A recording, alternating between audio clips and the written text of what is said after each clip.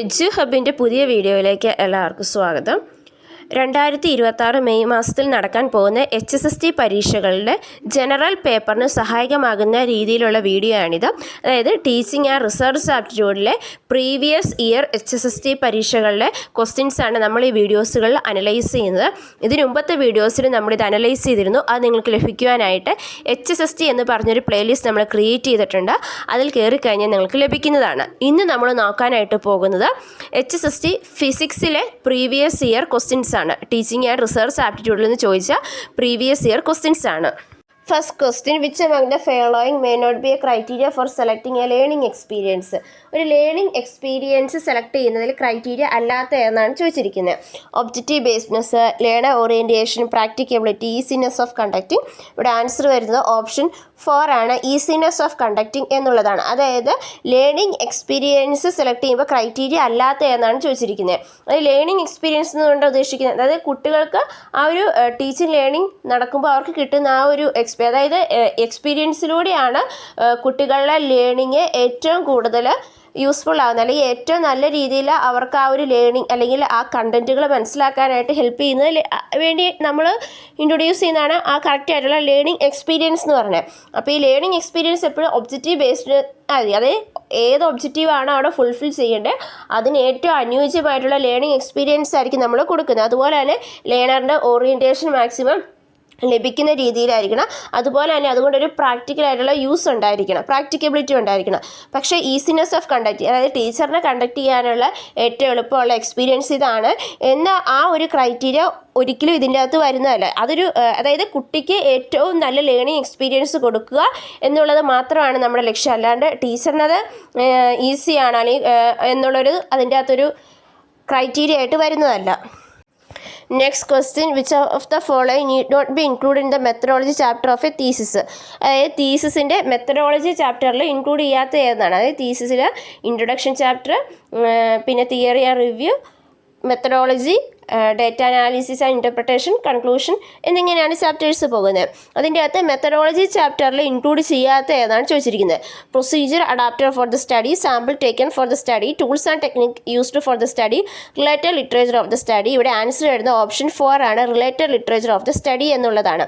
അതായത് നമ്മളുടെ ചാപ്റ്റർ 2 എന്ന് പറയുന്നത് റിലേറ്റഡ് ലിറ്ററേച്ചർ ഓഫ് ദ സ്റ്റഡിയാണ്. അതായത് നമ്മുടെ സ്റ്റഡിയായിട്ട് ബന്ധപ്പെട്ട നമ്മുടെ സ്റ്റഡിയിൽ ഇൻക്ലൂഡ് ചെയ്തിട്ടുള്ള വേരിയബിളുമായിട്ട് ബന്ധപ്പെട്ടുള്ള ബാക്കി തീസിസുകളും ജേണൽസും ആർട്ടിക്കിൾസും ഒക്കെ നമ്മൾ റിവ്യൂ ചെയ്തിട്ട് അതിനെപ്പറ്റി എഴുതുന്ന ചാപ്റ്റർ എന്ന് പറയുന്നത് സെക്കൻഡ് ചാപ്റ്ററാണ്. അതിനു വേണ്ടി മാത്രമായിട്ടാണ് നമ്മൾ സെക്കൻഡ് ചാപ്റ്റർ മാറ്റിവെച്ചിരിക്കുന്നത്.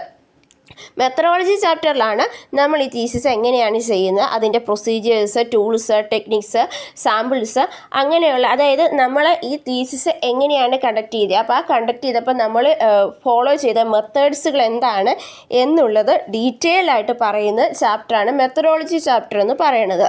സോ അതുകൊണ്ട് തന്നെ അതിൻ്റെ അകത്ത് റിവ്യൂ ഓഫ് ലിറ്ററേച്ചർ വരില്ല, അത് അതിന് മുമ്പത്തെ ചാപ്റ്ററിലാണ് വരുന്നത്.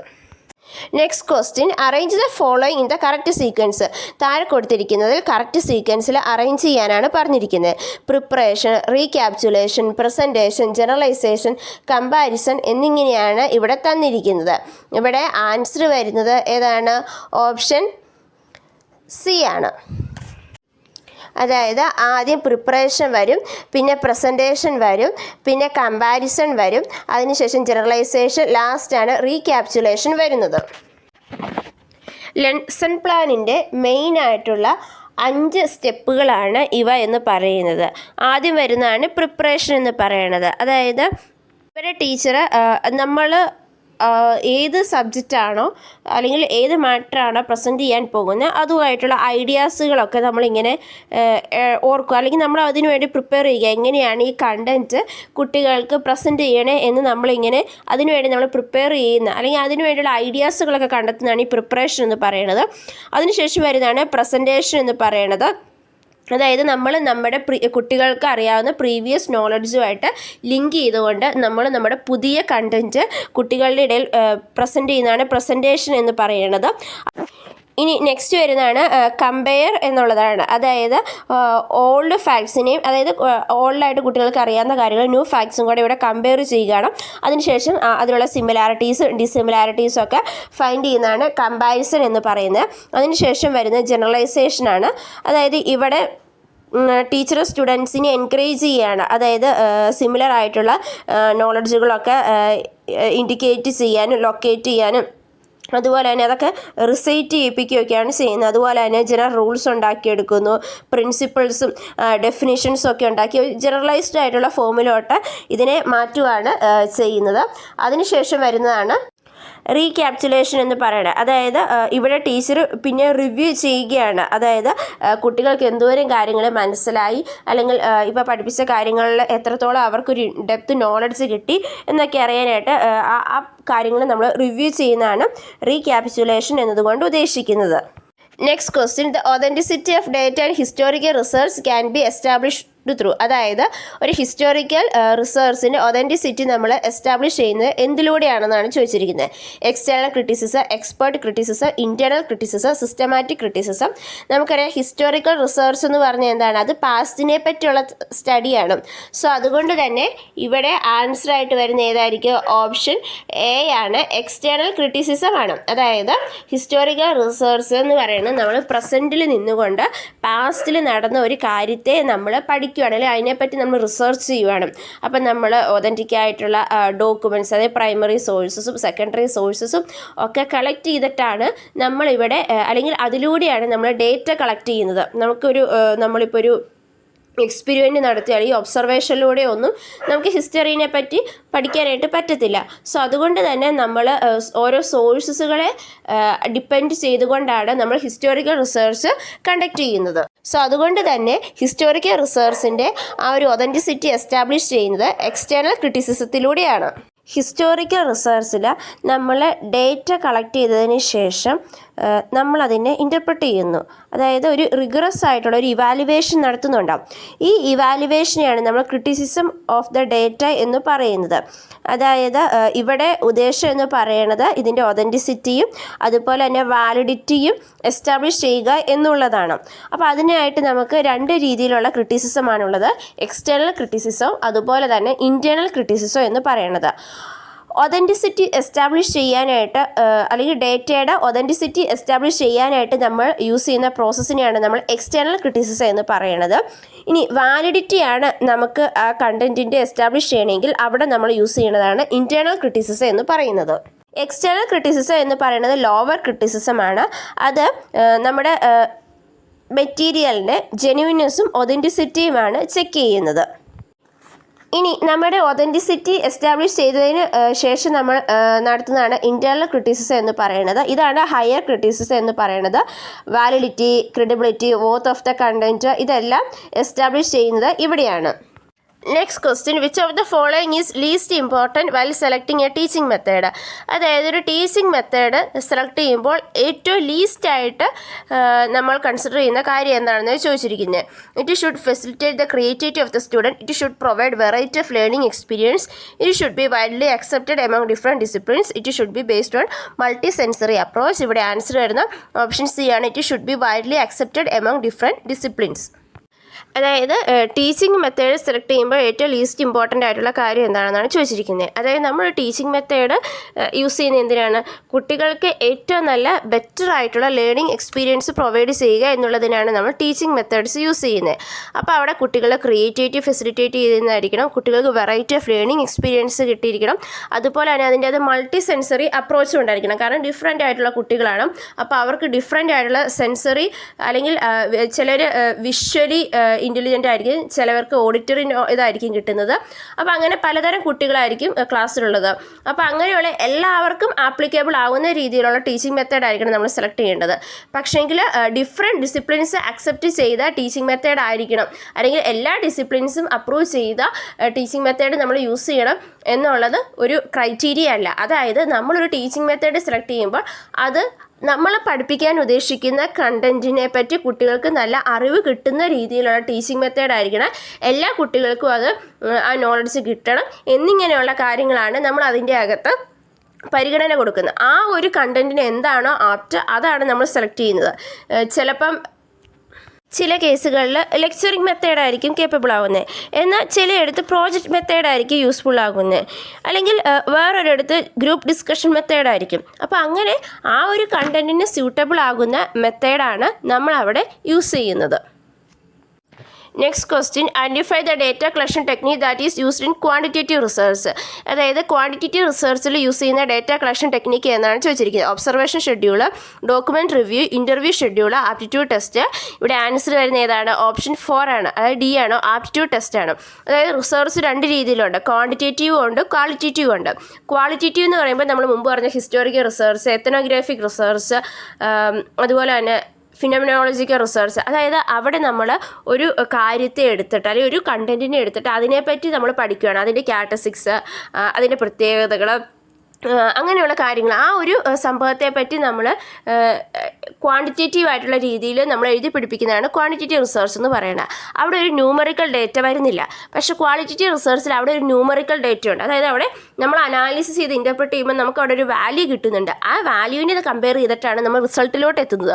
ഒബ്സർവേഷൻ ഷെഡ്യൂളിൽ എന്താ സംഭവിക്കുന്നത്? നമ്മളൊരു കാര്യം അവിടെ ഉണ്ടോ ഇല്ലയോ, അല്ലെങ്കിൽ നമ്മളവിടെ ഒബ്സർവ് ചെയ്യുകയാണ് ചെയ്യുന്നത്. ഇന്ന കാര്യങ്ങൾ അവിടെ സംഭവിക്കുന്നുണ്ടോ, അല്ലെങ്കിൽ എന്തൊക്കെ കാര്യങ്ങളാണ് അവിടെ സംഭവിക്കുന്നത് നമ്മൾ ഒബ്സർവ് ചെയ്യുകയാണ് ചെയ്യുന്നത്. ഡോക്യുമെൻറ്റ് റിവ്യൂവിലും അവിടെ നമ്മൾ റിവ്യൂ ചെയ്യുകയാണ് ഒരു കാര്യത്തെ, ഡോക്യുമെൻറ്റിനെ പറ്റി. ഇൻ്റർവ്യൂ ഷെഡ്യൂളിൽ നമ്മൾ ഒരാളോട് ചെന്നിട്ട് അയാൾ ഇൻ്റർവ്യൂ നടത്തും, അയാൾക്ക് പറയാവുന്ന കാര്യങ്ങൾ നമ്മൾ രേഖപ്പെടുത്തുന്നു. അതിനുശേഷം നമ്മൾ അതിനെ അനലൈസ് ചെയ്തിട്ട് നമ്മൾ എഴുതും. അവിടെ ഒരു ന്യൂമറിക്കൽ വാല്യൂ വരുന്നില്ല. പക്ഷേ ആപ്റ്റിറ്റ്യൂഡ് ടെസ്റ്റിൽ നമ്മൾ ഒരാളുടെ ആപ്റ്റിറ്റ്യൂഡാണ് അളക്കുന്നത്. അവിടെ ഒരു ന്യൂമറിക്കൽ ഡേറ്റ വരുന്നുണ്ട്, ഒരു ന്യൂമറിക്കൽ വാല്യൂ അവിടെ വരുന്നുണ്ട്. അതായത് ഓരോ കുട്ടിയുടെ ആപ്റ്റിറ്റ്യൂഡ് എടുക്കുകയാണെങ്കിൽ ഇന്ന കുട്ടികൾക്ക് ഇത്ര ആപ്റ്റിറ്റ്യൂഡ് ഉണ്ട് എന്ന് നമ്മളവിടെ കണ്ടെത്തുകയാണ് ചെയ്യുന്നത്. സോ അതുകൊണ്ട് തന്നെ ക്വാണ്ടിറ്റേറ്റീവ് റിസർച്ചിൽ നമ്മൾ യൂസ് ചെയ്യുന്ന ടെക്നിക്ക് ആപ്റ്റിറ്റ്യൂഡ് ടെസ്റ്റാണ്.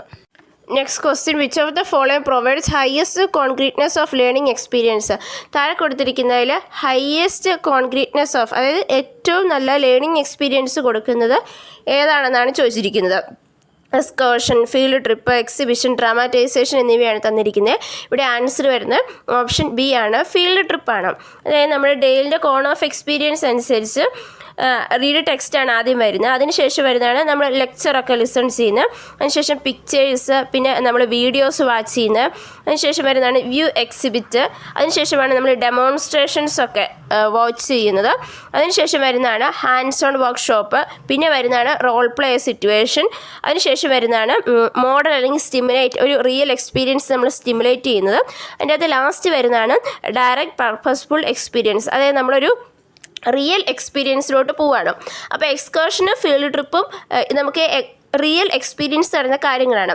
പക്ഷേ എക്സ്കർഷനിലെന്ന് പറയുമ്പോൾ എന്താണ്, നമുക്ക് അവിടെ കുറച്ചും കൂടെ ലെഷറായിട്ടുള്ള കാര്യങ്ങൾക്കാണെന്ന് വെച്ചാൽ നമ്മുടെ എഡ്യൂക്കേഷണൽ കണ്ടൻറ്റിനോടൊപ്പം തന്നെ ലെഷറായിട്ടുള്ള കാര്യങ്ങൾക്ക് നമ്മളവിടെ ഒരുപോലെ പ്രാധാന്യം കൊടുക്കുന്നുണ്ട്. അവിടെ ഒരു ലേണിംഗ് എക്സ്പീരിയൻസിനോടൊപ്പം കുറച്ചും കൂടെ ഒരു ജോയിനസ്, അതായത് അവിടെ ഒരു എഡ്യൂക്കേഷൻ്റെയും ലെഷറിൻ്റെയും സോഷ്യൽ ഇൻട്രാക്ഷൻ്റെയും ഒക്കെ ഒരു ബ്ലെൻഡാണ് വരുന്നത്. അത് കുറച്ച് ദിവസം നീണ്ടു നിൽക്കുന്നത്. അതായത് നമ്മളിപ്പോൾ സ്കൂളിൽ നിന്നൊക്കെ ട്രിപ്പ് പോകുന്നതൊക്കെയാണ് എക്സ്കർഷനിൽ വരുന്നത്. പക്ഷേ ഫീൽഡ് ട്രിപ്പ് എന്ന് പറയുന്നത് നമുക്കൊരു എഡ്യൂക്കേഷൻ അല്ലെങ്കിൽ ഒരു ഗോൾസ് നമ്മൾ അച്ചീവ് ചെയ്യാനൊക്കെ ആയിട്ടാണ് നമ്മൾ പോകുന്നത്. അതായത് നമ്മളൊരു കുറച്ച് അവേഴ്സിലോട്ടോ ഒരു ഡേയിലോട്ടൊക്കെ പോകുന്നതാണ് ഈ ഫീൽഡ് ട്രിപ്പ് എന്ന് പറയുന്നത്. അതായത് നമ്മൾ ക്ലാസ് റൂമിൽ പഠിച്ച കാര്യവും റിയൽ വേൾഡും കൂടെ കണക്ട് ചെയ്യുകയാണ്. അവിടെ കുട്ടിക്ക് നമ്മൾ ഹാൻഡ്സ് ഓൺ എക്സ്പീരിയൻസ് കൊടുക്കുകയാണ് അവിടെ ചെയ്യുന്നത്. അതായത് നമ്മളൊരു മ്യൂസിയം, ഫാക്ടറീസ്, പാർക്ക് ഇതൊക്കെ വിസിറ്റ് ചെയ്യുന്ന ഫീൽഡ് ട്രിപ്പിൽ. അത് ഇപ്പോഴത്തെ കുട്ടികൾ, അതായത് KG പഠിക്കുന്ന കുട്ടികളെയൊക്കെ നമ്മൾ പോലീസ് സ്റ്റേഷൻ വിസിറ്റ് ചെയ്യാൻ കൊണ്ടുപോകാറുണ്ട്, ഫയർ സ്റ്റേഷൻ വിസിറ്റ് ചെയ്യാൻ കൊണ്ടുപോകാറുണ്ട്, അങ്ങനെയുള്ള കാര്യങ്ങളിലൊക്കെ കൊണ്ടുപോകാറുണ്ട്. അപ്പോൾ അതൊക്കെ ഈ ഫീൽഡ് ട്രിപ്പിൻ്റെ ഇതിൽ വരുന്നതാണ്. അതായത് കുട്ടികൾക്ക് അവിടെ കറക്റ്റായിട്ടുള്ള ലേണിംഗ് എക്സ്പീരിയൻസ് ആണ് കൊടുക്കുന്നത്. Next question, which among the following is an intervening variable. താഴെ കൊടുത്തിരിക്കുന്നത് ഇൻ്റർവീനിങ് വേരിയബിൾ എന്നാണ് ചോദിച്ചിരിക്കുന്നത്. Teaching method, intelligence, fatigue, social economic level. ഇവിടെ ആൻസർ വരുന്നത് ഓപ്ഷൻ സി ആണ്, ഫറ്റീഗ് ആണ്. റിസർച്ചിൽ independent variable, dependent variable, intervening variable, extraneous variable എന്നിങ്ങനെ പറഞ്ഞുകൊണ്ട് പലതരം വേരിയബിൾസ് ഉണ്ട്.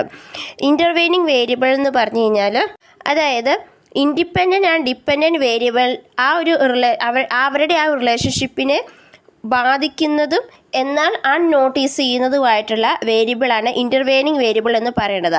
അത് നമുക്ക് ഒബ്സർവ് ചെയ്യാനായിട്ട് പറ്റത്തില്ല, അതുപോലെ തന്നെ നമുക്കത് മെഷർ ചെയ്യാനായിട്ട് പറ്റത്തില്ല. അങ്ങനെയുള്ളതിനെയാണ് നമ്മൾ ഇൻ്റർവെയിനിങ് വേരിയബിൾ എന്ന് പറയുന്നത്. ടീച്ചിങ് മെത്തേഡ് ഒരു വേരിയബിൾ അല്ല. ഇനി ഇൻ്റലിജൻസ് എന്ന് പറയുന്നത് ഒരു എക്സ്ട്രേനിയസ് വേരിയബിളാണ്. അതായത് ഇൻ്റലിജൻസ് ഒരു എക്സ്ട്രേനിയസ് വേരിയബിളാണ്, അതായത് നമ്മുടെ സ്റ്റഡീനെ അഫക്റ്റ് ചെയ്യുന്നതാണ്. ഇനി സോഷ്യോ എക്കണോമിക് ലെവൽ എന്ന് പറഞ്ഞു കഴിഞ്ഞാൽ അതും ഒരു ഇൻ്റർവെയിനിങ് വേരിയബിളിൽ വരുന്ന ഒരു ഫാക്ടറല്ല. പക്ഷേ ഫാറ്റീഗ് എന്ന് പറയുന്നത് ഇൻ്റർവെയിനിങ് വേരിയബിളായിട്ട് വരുന്നതാണ്. അതായത് നമ്മുടെ സ്റ്റഡീനെ അത് അഫക്റ്റ് ചെയ്യുന്നുണ്ട്. അത് നമ്മുടെ ഇൻഡിപെൻഡൻറ്റ് ഡിപ്പെൻഡൻറ്റ് വേരിയബിളിൻ്റെ റിലേഷൻഷിപ്പിനെ അത് അഫക്റ്റ് ചെയ്യുന്നുണ്ട്. പക്ഷേ ഫാറ്റീഗ് നമുക്കൊരിക്കലും നമുക്ക് നോട്ടീസ് ചെയ്തെടുക്കാം, അല്ലെങ്കിൽ അത് മെഷർ ചെയ്യാനായിട്ട് നമുക്കത് പറ്റത്തില്ല. അതവിടെ എക്സിസ്റ്റ് ചെയ്യുന്നുണ്ടെങ്കിലും നമുക്കത് നോട്ടീസ് ചെയ്യാനായിട്ട് പറ്റത്തില്ല. അപ്പോൾ അതുകൊണ്ട് ഫാറ്റീഗ് ഒരു ഇൻ്റർവെയിനിങ് വേരിയബിളാണ്. Motivation level, attitude of the student, അതുപോലെ തന്നെ സ്റ്റുഡൻസിൻ്റെ ഹെൽത്ത്, ഇതെല്ലാം ഇൻ്റർവെയിനിങ് വേരിയബിളിൻ്റെ എക്സാമ്പിളായിട്ട് വരുന്നതാണ്. Next question, which of the following belongs to psychomotor domain of objectives? ഒബ്ജക്റ്റീവ്സിൽ സൈക്കോമോട്ടർ ഡൊമൈനിൽ വരുന്ന ഏതാണെന്നാണ് ചോദിച്ചിരിക്കുന്നത്. Development of information processing skill, development of desirable attitudes, development of manipulative skills, development of critical thinking. ഇവിടെ answer വരുന്ന ഏതാണ്? Option C ആണ്, development of manipulative skills ആണ്. Cognitive domain, affective domain, psychomotor domain, അങ്ങനെ 3 types of domains of objectives ആണ് നമുക്കുള്ളത്. ഇതിൻ്റെ അകത്ത് കൊഗ്നിറ്റീവ് ഡൊമൈൻ്റെ അകത്ത് വരുന്ന ഏതാണ്? അത് നമ്മുടെ കൊഗ്നിറ്റീവ് എബിലിറ്റീസുമായിട്ട് റിലേറ്റ് ചെയ്തിട്ടാണ് വരുന്നത്. അതായത് അതിൻ്റെ അകത്ത് വരുന്നത് remember, understand, apply, analyse, evaluate, create, നമ്മുടെ തിങ്കിങ് ആയിട്ടുള്ള അങ്ങനെയുള്ള ഇൻ്റലിജൻസ് ഒക്കെ ആയിട്ട് ബന്ധപ്പെട്ട ഇൻഫർമേഷൻ പ്രോസസ്സിങ്, അതുപോലെ തന്നെ നമ്മുടെ ക്രിട്ടിക്കൽ തിങ്കിങ്, ക്രിയേറ്റീവ് തിങ്കിങ്, അങ്ങനെയുള്ള കാര്യങ്ങളെല്ലാം വരുന്നത് കൊഗ്നിറ്റീവ് ഡൊമൈനിലാണ്. ഇനി അഫക്റ്റീവ് ഡൊമൈനിൽ വരുന്ന ഏതൊക്കെയായിരിക്കും? നമ്മുടെ ആറ്റിറ്റ്യൂഡ്സ്, അതുപോലെ തന്നെ interest, concerns, responsibility, ability to listen, respond, അതുപോലെ ബാക്കിയുള്ളവരുമായിട്ടുള്ള ഇൻട്രാക്ഷന്, അതുപോലെ തന്നെ ഡെമോൺസ്ട്രേറ്റ് ചെയ്യാനുള്ള എബിലിറ്റി, ഇവയെല്ലാം അഫക്റ്റീവ് ഡൊമൈനിലാണ് വരുന്നത്. ഇനി സൈക്കോമോട്ടർ ഡൊമൈനിലോട്ട് വരുമ്പോൾ ഏതാണ്? അതിൻ്റെ അകത്ത് നമ്മൾ നമ്മുടെ മോട്ടോർ സ്കിൽസ് എങ്ങനെ യൂട്ടിലൈസ് ചെയ്യുന്നു, അതുപോലെ തന്നെ അത് കോർഡിനേറ്റ് ചെയ്യാനുള്ള സ്കിൽസ്, മാനിപ്പുലേറ്റീവ് സ്കിൽസ് ഡെവലപ്പ് ചെയ്യുന്ന, ഇതൊക്കെയാണ് സൈക്കോമോട്ടറിൽ വരുന്നത്. സോ അതുകൊണ്ടാണ് ഇവിടെ development of manipulative skill psychomotor domain of ഒബ്ജക്റ്റീവ്സിൽ വരുന്നത്. Last question, which of the following does not emphasise time restriction? അതായത് ടൈം റെസ്ട്രിക്ഷൻ എംബസൈസ് ചെയ്യാത്ത എക്സാം ഏതെന്നാണ് ചോദിച്ചിരിക്കുന്നത്. Prognostic test, performance test, summative test, diagnostic test. ഇവിടെ answer വരുന്ന ഏതാണ്? Option 4 ആണ്, ഡയഗ്നോസ്റ്റിക് ടെസ്റ്റ് ആണ്. എന്താ ഡയഗ്നോസ്റ്റിക് ടെസ്റ്റ് എന്ന് പറഞ്ഞാൽ? ഡയഗ്നോസ് ചെയ്യുക, അതായത് ഒരു കുട്ടിക്ക് ഏത് പോർഷനാണ്, അല്ലെങ്കിൽ ഏത് ഭാഗമാണ്, അല്ലെങ്കിൽ ഏത് ഏരിയയാണ് അവന് പഠിക്കാനായിട്ട് ബുദ്ധിമുട്ട് എന്നറിയാനായിട്ട്, അതായത് അവൻ്റെ പ്രശ്നം, അവൻ്റെ പ്രോബ്ലം എന്താണെന്ന് ഡയഗ്നോസ് ചെയ്യാനായിട്ട് നമ്മൾ നടത്തുന്ന എക്സാമാണ് ഡയഗ്നോസ്റ്റിക് ടെസ്റ്റ് എന്ന് പറയുന്നത്. സോ അതുകൊണ്ട് തന്നെ അതിന് ടൈം ബൗണ്ട് ഇല്ല. സബ്മേറ്റീവ് ടെസ്റ്റ് എന്ന് പറഞ്ഞാൽ എന്താണ്? നമ്മൾ എൻഡ് ഓഫ് ദ ഒരു സെമസ്റ്ററിൽ നമ്മൾ നടത്തുക. അപ്പോൾ നമ്മൾ അവിടെ ജഡ്ജ് ചെയ്യുവാണ്, അവൻ്റെ അക്കാഡമിക് അച്ചീവ്മെൻറ്റിനെയൊക്കെ നമ്മളവിടെ ജഡ്ജ് ചെയ്യണം. സോ അതുകൊണ്ട് തന്നെ അത് സബ്മേറ്റീവാണ്, നമ്മൾ ബാക്കിയുള്ളവരുമായിട്ട് കമ്പയർ ചെയ്യുകയൊക്കെ ചെയ്യുന്നുണ്ട്. പെർഫോമൻസ് എന്ന് പറഞ്ഞു കഴിഞ്ഞാൽ നമ്മൾ ആ ഒരു ലിമിറ്റഡ് ടൈമിൽ എങ്ങനെയാണ് പെർഫോം ചെയ്യുന്നതെന്നുള്ളതാണ് നമ്മളവിടെ നോക്കുന്നത്. സോ ഇതിനൊക്കെ എന്ന് പറഞ്ഞാൽ ടൈം ബൗണ്ടാണ്. പ്രോഗ്നോസ്റ്റിക് ടെസ്റ്റ് എന്ന് പറഞ്ഞാൽ എന്താണ്? അതായത് നമ്മൾ ഒരു ഫീൽഡിൽ ആ ഫീൽഡിലുള്ള അവൻ്റെ കപ്പാസിറ്റി നമ്മൾ മെഷർ ചെയ്യാനായിട്ട് നടത്തുന്ന ടെസ്റ്റാണ് പ്രോഗ്നോസ്റ്റിക് ടെസ്റ്റ് എന്ന് പറയുന്നത്. അതായത് ആ ഒരു ഫീൽഡിൽ അവൻ സക്സസ് ആവില്ലയോ, അല്ലെങ്കിൽ അവൻ്റെ ആ ഒരു ഫീൽഡിൽ അവൻ്റെ പ്രഡിക്റ്റീവായിട്ടുള്ള ക്യാരക്ടർ എന്തായിരിക്കും, അല്ലെങ്കിൽ അവൻ്റെ ഫ്യൂച്ചർ എങ്ങനെയായിരിക്കും എന്നൊക്കെ നമ്മൾ നടത്താനായിട്ട് നോക്കുന്നതാണ് പ്രോഗ്നോസ്റ്റിക് ടെസ്റ്റ് എന്ന് പറയുന്നത്. സോ അതുകൊണ്ട് തന്നെ ഈ prognostic test, performance test, summative test എന്നിവയെല്ലാം ടൈം ബൗണ്ടഡ് ആണ്. ഡയഗ്നോസ്റ്റിക് ടെസ്റ്റ് എന്ന് പറഞ്ഞു കഴിഞ്ഞാൽ നമ്മൾ ഒരാളുടെ പ്രശ്നം കണ്ടുപിടിക്കാനായിട്ട് നടത്തുന്ന എക്സാമാണ്. സോ അതുകൊണ്ട് തന്നെ അതിന് അവിടെ ഒരു ടൈം ബൗണ്ട് ഇല്ല. അതായത് അവൻ്റെ പ്രോബ്ലം കണ്ടുപിടിക്കുക എന്നുള്ളതാണ് അവിടുത്തെ ലക്ഷ്യം എന്ന് പറയുന്നത്. സോ അതുകൊണ്ട് തന്നെ അതൊരു ടൈം ബൗണ്ടായിട്ട് നടത്തുന്ന എക്സാം അല്ല. സോ നമ്മളിന്ന് 10 ക്വസ്റ്റ്യൻസ് അതിൻ്റെ ആൻസേഴ്സുമാണ് അനലൈസ് ചെയ്ത്. ഇത് നിങ്ങൾക്ക് മനസ്സിലായെന്ന് വിചാരിക്കുന്നു. ഈ വീഡിയോ നിങ്ങൾക്ക് ഇഷ്ടപ്പെട്ട് കഴിഞ്ഞാൽ ലൈക്ക് ചെയ്യുക, ഷെയർ ചെയ്യുക. നമ്മുടെ ചാനൽ സബ്സ്ക്രൈബ് ചെയ്യാത്തവരാണെങ്കിൽ സബ്സ്ക്രൈബ് ചെയ്യുകയും തൊട്ടടുത്തുള്ള ബെൽ ഐക്കണിൽ ക്ലിക്ക് ചെയ്യുകയും ചെയ്യുക. താങ്ക്